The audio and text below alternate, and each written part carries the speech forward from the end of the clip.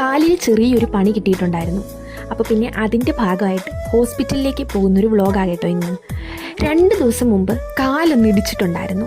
അപ്പോൾ കാലിലെ നഖത്തിൻ്റെ പകുതി പോയി, അതായത് ഇടിച്ചപ്പോൾ പോയില്ല, ഹോസ്പിറ്റലിൽ ചെന്നതിന് ശേഷം അവർ അത് എടുത്തു കളഞ്ഞു. എന്നിട്ട് അവരത് സ്റ്റിച്ചിട്ടു. അങ്ങനെ 2 സ്റ്റിച്ചാണ് ഇട്ടിരുന്നത്. അപ്പോൾ സ്റ്റിച്ച് ഇട്ടതിൻ്റെ ശേഷം ഡ്രസ്സ് ചെയ്യാൻ പോകേണ്ട ഡേ ആയിരുന്നു ഇന്ന്. ഹോസ്പിറ്റലിലേക്ക് ഞാനും അച്ഛനും കൂടിയിട്ടാണ് ഇന്ന് പോകുന്നത്. കഴിഞ്ഞ ദിവസം സ്റ്റിച്ച് ഇടാൻ പോയപ്പം ഞാനും അച്ഛനും അമ്മയും. അന്നത്തെ ദിവസം എനിക്ക് ഓർക്കാൻ കൂടി വയ്യ, അത്രയ്ക്ക് വേദനയായിരുന്നു കേട്ടോ.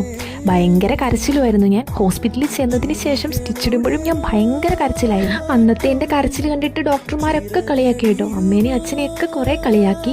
എന്താണെന്നറിയില്ല, മരവിപ്പിക്കാനുള്ള ഇഞ്ചക്ഷൻ എടുത്തു, പക്ഷേ അത് മരച്ചിട്ടുണ്ടായിരുന്നില്ല. ഓരോ സ്റ്റിച്ച് ഇടുമ്പോഴും ഞാൻ അറിയുന്നുണ്ടായിരുന്നു. അതാ ഞാൻ ഇത്ര കൃത്യമായിട്ട് പറഞ്ഞത്, മരച്ചിട്ടുണ്ടായിരുന്നില്ല എന്നുള്ളത്.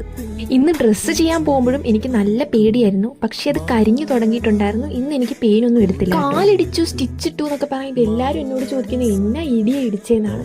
അതാണ് എനിക്കും അറിയാത്തത്. എന്തായാലും ഒരു നഖം ഭാഗികമായി തകർന്നു പോയിട്ടുണ്ടായിരുന്നു. പൊതുവേ ഞാനങ്ങനെ പെയിനൊന്നും ഒട്ടും സഹിക്കാത്ത ആളാണ്. അതുകൊണ്ട് തന്നെ എനിക്ക് ഒട്ടും സഹിക്കാൻ പറ്റുന്നുണ്ടായിരുന്നില്ല. ഭയങ്കര പെയിനായി. പോയ നഖത്തിൻ്റെ ബാക്കി കുറച്ച് നഖം അവിടെ ഇരിപ്പുണ്ട്. അത് എടുത്തു കളയാതെ തന്നെ തനിയെ പൊയ്ക്കോളൂ എന്നാണ് ഡോക്ടേഴ്സ് പറഞ്ഞത്. അതും കൂടി എടുത്തു കളയാൻ നിന്നാൽ ഭയങ്കര ബുദ്ധിമുട്ടായിരിക്കും എന്നാണ് പറഞ്ഞത്. അതുകൂടാതെ സ്റ്റിച്ചിട്ട അന്ന് TTയും കൂടി എടുത്തിട്ടുണ്ടായിരുന്നു കേട്ടോ. എന്തെങ്കിലും ആവണ്ട എന്ന് വിചാരിച്ചവർ TTയും കൂടെ എടുത്തിട്ടുണ്ട്. ഹോസ്പിറ്റലിൽ നിന്ന് പറഞ്ഞത് ഒരു 5 years കൂടുമ്പം TT എടുക്കുന്നത് നല്ലതാണ് എന്നാണ്. അങ്ങനെയാണ് അന്ന് TTയും കൂടി എടുത്തത്.